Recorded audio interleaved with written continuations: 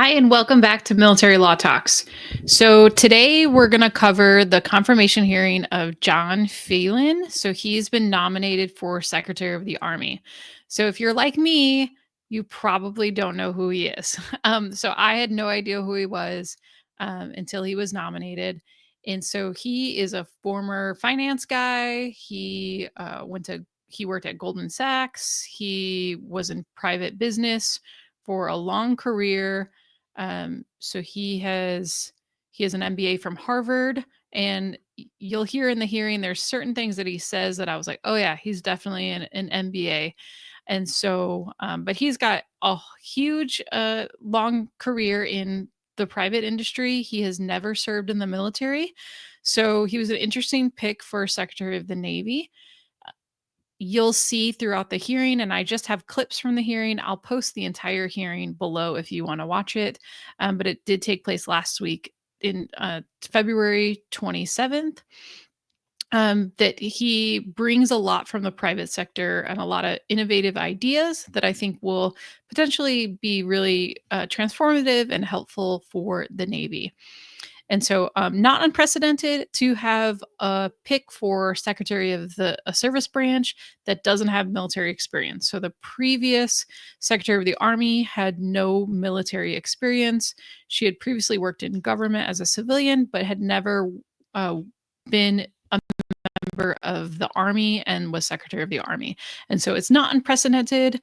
In our military system, it is run by civilians, and just because you're the head of a certain service branch doesn't necessarily mean that you need to have served in that service branch. The only qualifications required by the Constitution is that they are appointed by the president and confirmed by the Senate. So we'll get into the hearing. So again, just clips. And members of the committee. First off, it's an honor to sit here by my good friend, Mr. John Phelan, to be the next Secretary of the Navy.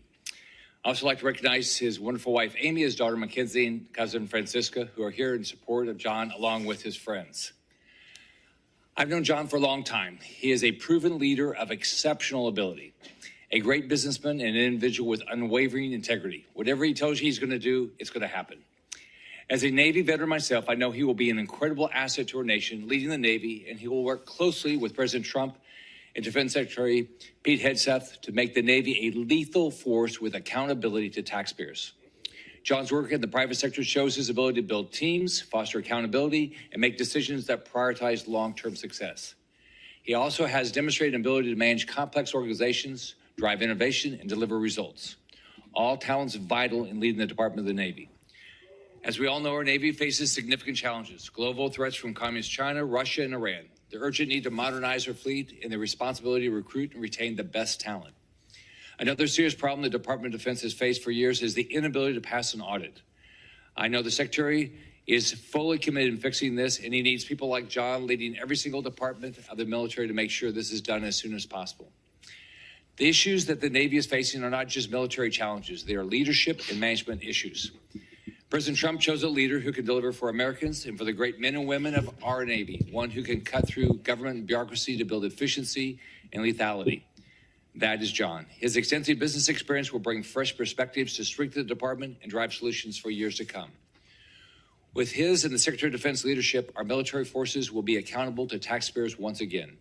His financial management and operational efficiency background have made him a respected figure in the business world. He's very well thought of, and he will be an effective and respected leader at the Navy.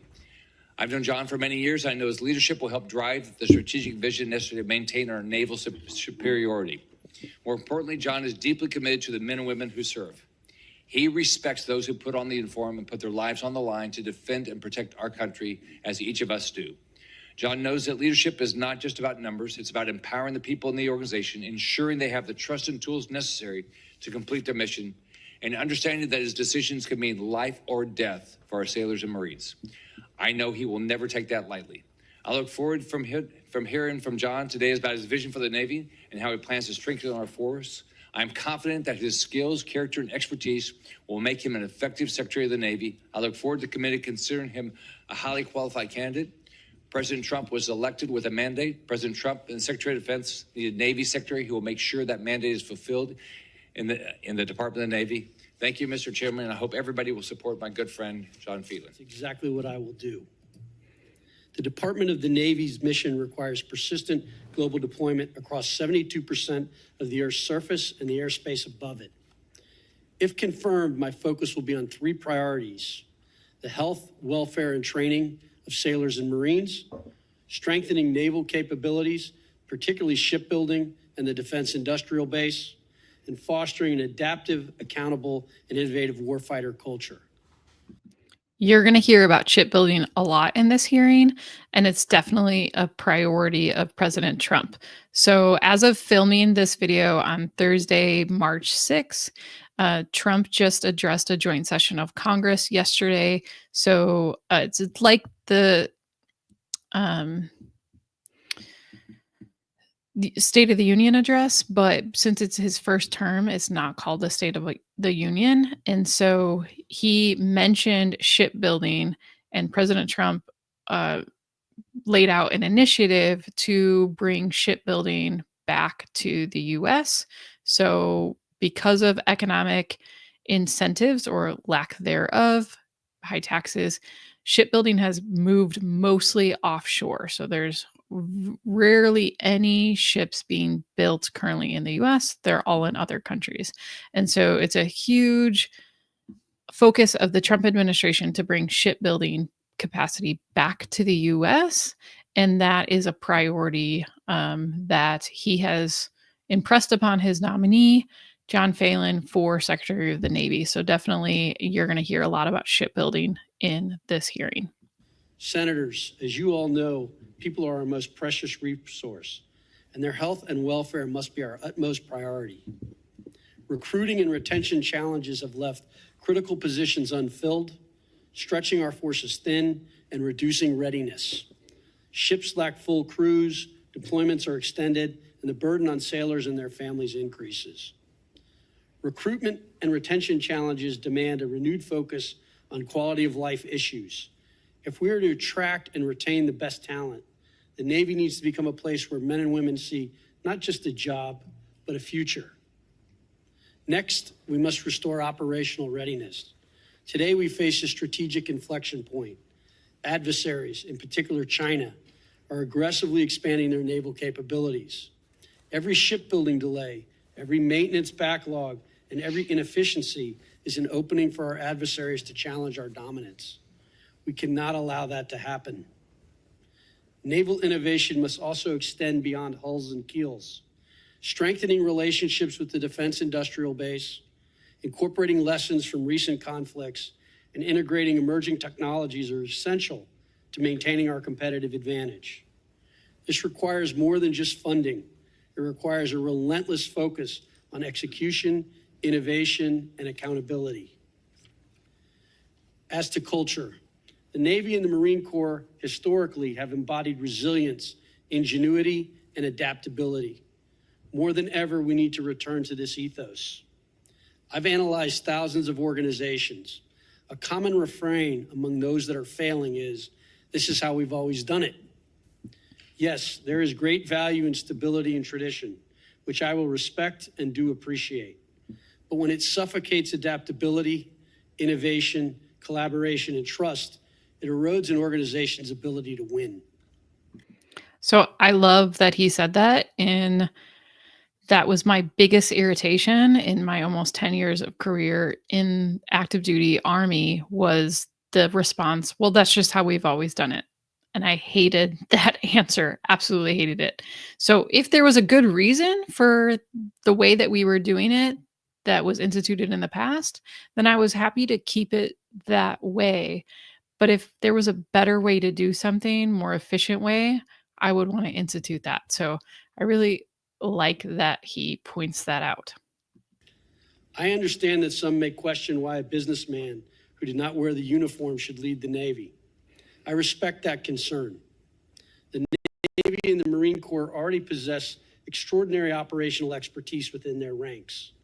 My role is to utilize that expertise and strengthen it, to step outside the status quo and take decisive action with a results-oriented approach. I do recognize the critical importance of working closely with Congress, and particularly this committee. As my father who served often reminded me, freedom isn't free. That's why I accepted this nomination, because I believe in service to those who dedicated their lives to defending this nation. Senators, if confirmed, it is my pledge to support our sailors and Marines and ensure we remain the premier maritime force in the world. Thank you, and I look forward to your questions. Place for a long time. I've made this case for many years now. 2 destroyers years ago were wrecked in the Pacific. The Bonhomme Richard caught fire. Commanders were found to be overburdened by administrative tasks and underfocused on warfighting. You had a friendly fire incident with the Gettysburg in the Red Sea in December of 24, and just recently a collision between the Truman and a merchant ship in the Suez Canal. I raised this for the last administration. It didn't seem like we made much progress on it. What are your thoughts on how we can get the surface Navy in particular back up to the standards of leadership and execution that the nation expects? Thank you for the question. I did read the study that you helped commission in 2021, and I think one of the captains mentioned compliance-centered warfare versus warfighter-centered warfare. This comes back to the kind of culture issues that I mentioned, which is I think that we've lost some of the adaptability, some of the accountability, some of making sure that people are doing their jobs, and those who are being promoted are the right ones. And so I think there's also a lot of pressure on these captains and these commanders today because we're undermanned, and that puts pressure on the entire force, which is very difficult. So I think this comes back to recruiting. I think it comes back to retention. I think it's making sure that we promote the best. These people are operating huge assets that are very, very valuable. And so we need to make sure they have the skills and that they have the requisite capabilities around them to execute on this. So if confirmed, I will focus on this relentlessly, and I would hope that we would not have any more issues like that at all. Thank you, Mr. Chairman. I love your focus on maintenance. I have a half facetious but half serious suggestion. We should benchmark our availability of our ships against Maersk and Carnival Cruise Lines. If they had the low availability that we have, they'd been out of business a long time ago. And you understand that when you have an enormous capital asset, it should be used. Mm-hmm. Every minute that it's not used is penalizing the taxpayers and also diminishing the effectiveness of the Navy. So I hope that you'll really focus on that and see, and I'd like to see the metrics over a period of years of time in dry dock versus availability. So I take it that that's going to be a significant focus of your work. Actually, a great idea. Thank you for the question, Senator King, and I did enjoy our time together. I jokingly say that President Trump has texted me numerous times, very late at night, sometimes after 1 a.m, of rusty ships or ships in a yard, asking me what am I doing about it, and I've told him I'm not confirmed yet and have not been able to do anything about it, but I will be very focused on it. So I view it as a critical issue, as you and I do, and I think your idea about benchmarking versus some of those other private sector companies is a very good idea, and understanding how they keep these things running is very important. I know under a prior secretary, before they used Southwest Airlines to come in to help with our planes and getting more efficient. So I think there's a lot of best practices to be shared across the two. And I'm hoping with my relationships and contacts in the private sector, we should be able to do that. And I loved it when you said, we've never done it that way before is not a sufficient excuse. We've got to be looking forward, not backward. And that brings me to fighting the next war rather than the last war. There are 2 areas we have fallen behind in, and I believe have been very damaging to national security and our deterrent. One is directed energy, the other is hypersonics. For years, I've been asking admirals that have been sitting in your seat, you're in the GIUK gap of hypersonic missile is launched from Murmansk. It will hit your aircraft carrier in 12 minutes. What do you do? I've never had a good answer to that question. We've got to be able to answer that question. If part of our deterrent and our strategy is forward-based naval assets, we've got to have defensive capability as well as offensive capability in hypersonics. You heard that correct. Directed energy. It's a real thing. Take that as a mission? I do, Senator King. I believe, as I think Mr. Feinberg the other day mentioned, hypersonics is a key component to our defense, and we seem to be behind, and I believe we need to focus on that. I think as to directed energy, you and I spoke about this when we met. I believe that recently the Navy executed a successful directed energy defense against drones in the Red Sea. I think it was the Helios program, which was very effective. I think it's a very smart way to deter drone attacks. Using $2 million missiles to take out $30,000 drones is not a model that's going to survive. Not very businesslike. No. No. And the directed energy, I think, is about 50 cents a shot once you have the device there. And I do appreciate that finally the Preble and the Helios system are in the Red Sea. It's taken an awfully long time. So that's one I hope you'll follow up on. The next major surface. Just ask a couple questions. first off, can we put up we have a picture. I just want to get your reaction. I don't know if you've seen this picture yet. This was the USS Dewey. So for those of you just listening and not viewing, Senator Scott just put up a picture of a Navy ship that's all like rusted out, and it looks pretty rough. Singapore last week. How does it make you feel? Please don't give it to President Trump, because I'll get a text at like 1 a.m. So I'm taking over the White House Good. right after this, so you'll know exactly what your probably already has expectations are. yeah, I think that's it's terrible. I think they should be ashamed. I mean, would you want to go on that ship? No, I served on a ship. If this happened on our ship, we would all been painting all night long. We had to constantly paint the darn ship. I mean, we never would go into a port when I was in the Navy, it looked like this. So it was pretty disgusting. So Sorry for the background noise. It's my son playing video games. He's getting a little loud. So you've heard those stories. We don't have enough ships. We can't build ships. We're not building the right ships. Recruiting's bad. Retention's bad. Maintenance is bad. So give me, what's your pitch? So you're a business guy. You took over. You've dealt with troubled companies before, and so how would you do it? Thanks for the question. Look, it's very complicated because this is a huge organization that's very complex with a lot of tradition in it. I think at the end of the day, I have to work with the key senior leadership and set the vision and the tone for what we are going to try to accomplish. And I'm hopeful that a large majority of that leadership is on board with that vision and that tone and what we're going to try to do. And if they're not, then they should reconsider staying on ultimately. I need them and they're going to need me. And so we need to work together in order to try to turn this around. I think we're at as I said, a critical inflection point. I take our adversaries at their word. These are very strong people who are going to try to take on our dominance and try to supplant the United States. And I think we're at a much more critical time than most people recognize. And so I think we need to fix the Navy. Sorry for the dog barking.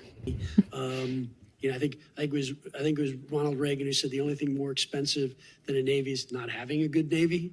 And I believe that's actually right. So I think it's basically setting the proper vision, setting the proper benchmarks, key performance indicators, and then creating the appropriate feedback loops to make sure we're getting those done and having the right team to do it. And we've done this before with many companies.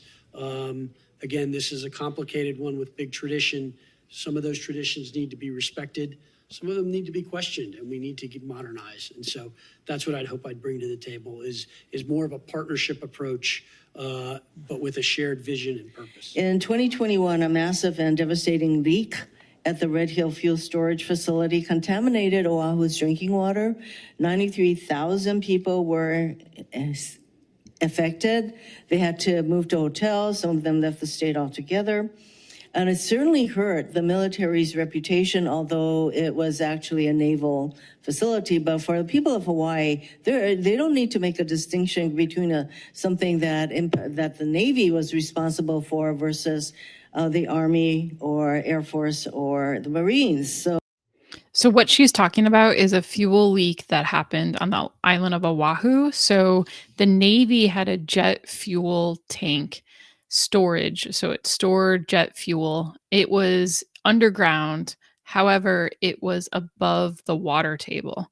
So when there was a leak, it got into the groundwater. And it was a huge nightmare. I'm going to do another video just on Red Hill and go into detail. But what she is describing is a huge problem in Hawaii.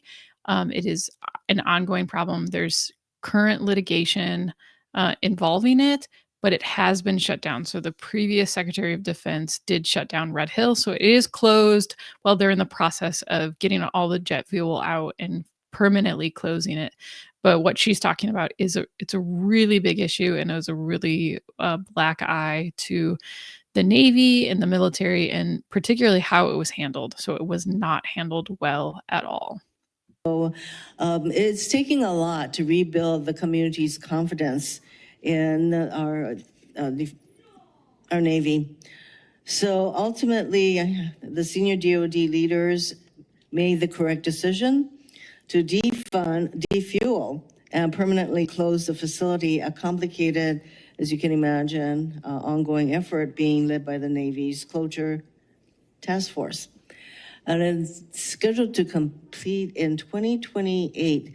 I would like to get your commitment to see through the completion of the transparent closure of Red Hill, which involves not only providing the adequate resources and manpower, but also close collaboration with the state government officials and the Hawaiian community to restore trust and faith in the military. Thank you, Senator. I know this is an issue very important to you. I'm committed to a full review of the issues at Red Hill as related to the people of Oahu and Pearl Harbor, and I'm committed to the Navy fixing the issues that the Navy is responsible for. I think seeing this project or seeing this issue through is going to be one of the major ways that you are going to be able to restore faith. It's something you're going to want to read, although much of it seems to track things that we discussed. You're a non-traditional appointee for this position, and that can be okay if the tradition is not working. And I think the punchline in this report is the tradition isn't working. I explained to you that having been on the committee now in my 13th year and always been in the sea power space, that I've kind of operated on the assumption that if we just do our job here on the resource side, the Navy and our innovative private sector will deliver a product successfully. And I've been wrong in that assumption. It's not worked. I mean, last year, we not only had a robust defense budget, but we joined together in a bipartisan way twice in the year to bulk it up, once in the April supplemental package, and then once at the end of the year. So just putting more money into the bucket without changing how we're doing things, I now have completely lost confidence that that's going to solve the problem. So that leads me back to you. You're a non-traditional nominee, but you're nominated for a position where the tradition doesn't seem to be working. And so that makes me intrigued with what you might do differently than has been done in the past. When the president asked you to do the job, I know you guys, I don't want to really get into the substance so much, but he asked you for a reason. There were other people he could have asked. In the discussions with the president, what do you understand to be his priorities for the Navy, and why he would think that you would be the right person to carry out those priorities? Thank you, Senator, for the question. I did enjoy our meeting as well. I don't think I could say shipbuilding enough times in terms of the president's priorities, as he's made it very clear. I think what is missing from what I can see is a sense of urgency. It's kind of, we're just going along and everybody's, it's kumbaya. And it's almost as if you're waiting for a crisis to happen to ignite things. And I think in the business of warfare, that's a dangerous place to be. So I think why the president selected me is I will bring a sense of urgency to this. I will bring a sense of accountability to this. I'm good at setting up feedback loops. I'm good at creating accountability and making sure people execute. I'm good at rewarding performance. You perform, you move up. And I think those are all things that need to happen and need to be looked at again. And I think that sense of urgency is important. You know, again, I jokingly mentioned earlier in the hearing, the president did text me, I think it was 1:18 in the morning, of like 3 rusty ships in the yard, and said, what are you doing about this? This is terrible. How can this exist? Mm-hmm. He's very focused. You know, Senator Wicker initially asked, do I still want the job after hearing everything? He's a demanding man who wants things done, and it will be a challenge. But I think the Navy needs to recognize that. And I think one of the keys is you have to develop a strategy and a vision. And then you basically have to come up with a force goal. So that strategy is going to drive the force goal. So you sit down with the combatant commanders and come up with a force goal. And then you got to do it, make it affordable. So we're going to need to make trade-offs. You're going to need to look at what's working, what's not working, what legacy systems no longer matter, what other conflicts have we seen things happen that is going to inform what we should do. I'll say on that one, the one virtue of being a newcomer to this in some ways is you're not attached to a legacy system because it was the system that you trained on and that you have a particular loyalty to. I'm over time, but I'll just say this to conclude. I'm heartened to hear, you know, I don't mind criticizing the president when I think he's wrong, but when I think he's right, I'll say it. And I think shipbuilding is a focus, shipbuilding and ship repair. And one of the little pluses in this report is they actually say that we've gotten better at ship repair in the last 5 years. Still got a long ways to go, but we actually have shown some improvement. So there may be some improvement strategies that we could think about and then, you know, apply to shipbuilding. I'd love to go with you down to the shipyard in Norfolk sometime, the public shipyard and the Huntington Ingalls shipyard where we build carriers and subs. With that, Mr. Chair, I yield back.